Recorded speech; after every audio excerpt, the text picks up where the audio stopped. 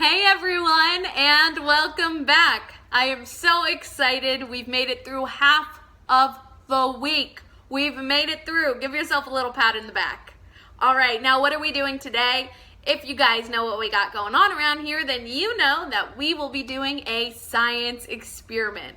And today's experiment, guys, is pretty cool. I'm really looking forward to sharing it with you guys.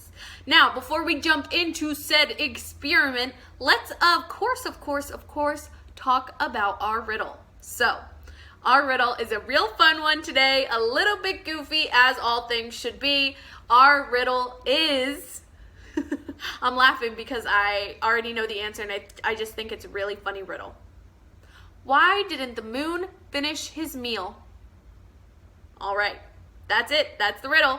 As always, after we finish reading a little bit of our chapter book, George's Marvelous Medicine, we will figure out our riddle together. And guys, when I tell you it is probably one of my new favorite riddles that we've done, it's a good one, so stick around. All right, now let's jump right into our experiment.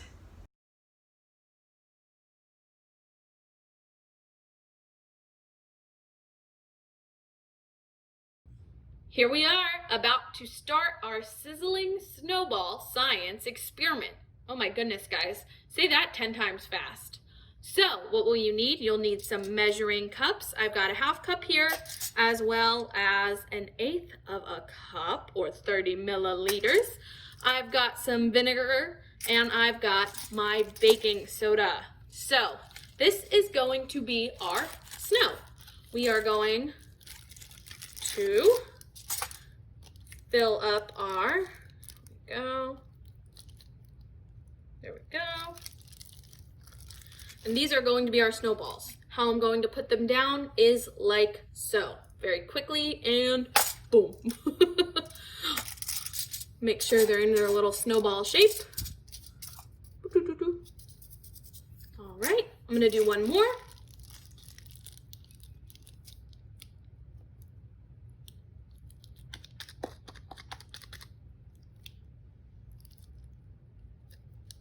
Goodness, it's very difficult to get out. All right, next one. Boom.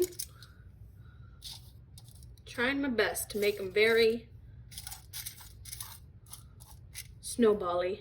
All right, so we're done with our baking soda. Let's put it away. Make sure we're cleaning as we're going. Next, so vinegar is what you're going to use to have the base react, because this is an acid. And that is how we get the sizzling. So, normally you'd want to use just regular clear vinegar.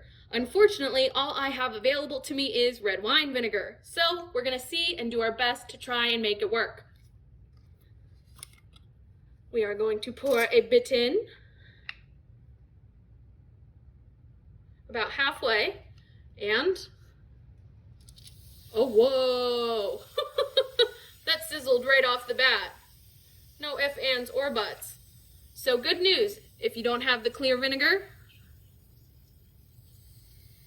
this will work. Oh, wow. Can you see how it's reacting, how it's formed a different kind of thing going on? It's very much a different texture.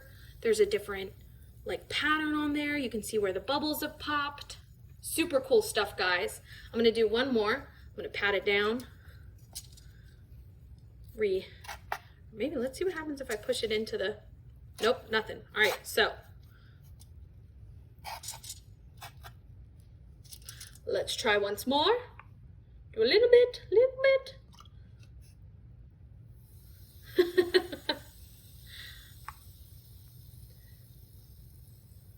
Acid and base reactions are always some of my favorite because no matter what, you're gonna get a cool explosion like that.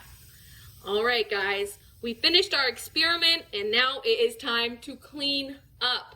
Thank you so much for coming to learn and grow with us. Now, let's go do our positive action. Today's positive action or positive tip is going to focus in on another big emotion. An emotion that is pretty powerful and a lot of folks have experienced. I'm talking about anger. So, anger, if we don't have the right set of tools to deal with it, can be pretty controlling. and cause us to do and say things that we wouldn't normally do because we're angry. And I know I, myself included, can think of a few times where I've let anger get the best of me. And I'm sure you can as well because we are human. The important thing is that we learn from it and we grow from it. And we try not to make the same mistake twice. So, what are the tools that we can talk about when dealing with anger? The biggest tool I can give you is to let yourself experience it. Feel the anger, but don't act on it. Honor the emotion, but don't get physical, don't get verbal, don't be mean. Feel it and let it go. After we've felt our anger, we've worked through our anger, why were we angry? What happened that made us feel that way? I read something that was pretty helpful in helping me place where my anger was coming from. I read that anger is the emotion of protection. It's saying, someone hurt you, something went wrong, I'm here to protect you. And while that is a wonderful thought, anger isn't always the best protector. Sometimes it blocks us from other emotions. Think of it this way. You're in a house and someone says, wow, look up, it's a beautiful day outside. And you're like looking at your ceiling saying, what? All I can see is this ceiling. What are you talking about? And then that person says, literally just walk out the door. And you take a step out the door and you look up and you say, wow, it's a nice day out. That's a nice sun. Those are some good looking clouds. Because we've removed that emotion. We've said, all right, we're gonna put our anger over here and we're gonna look at why we're really angry. What really upset us? What really made us feel that way? Was it because someone made us sad? Was it because we were worried? Was it because we were thinking about something else and we got angry that that person had interrupted our thoughts? There are so many different reasons, so many different emotions and feelings that coincide and work alongside of anger. And it's important that we start to talk about it because the more we talk about it, the more normal we become, the more normal it becomes because everybody's got feelings and emotions, right? And not talking about them is not helping anyone. So the biggest piece of advice I can give you is to talk through it. Talk through it with the person who upset you, talk through it with yourself, whatever you need to do to unpack that anger a little more. All right, so now that we've talked about anger, let's move on to our book. Guess what time it is? Oh yes, it's that time, guys. We are about to jump into our book, George's Marvelous Medicine. And when I tell you that this story just keeps getting crazier and crazier, oh my goodness, it is absolutely madness what is going on right now. So if you guys remember, they had just tried out magic medicine number 4. Number 4. They tried to recreate this medicine 4 times and they've had little to no success.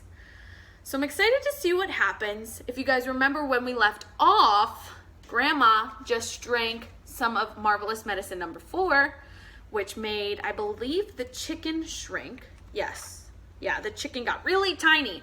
So remember, Grandma's huge. Let's see what happens. She's about to drink this medicine.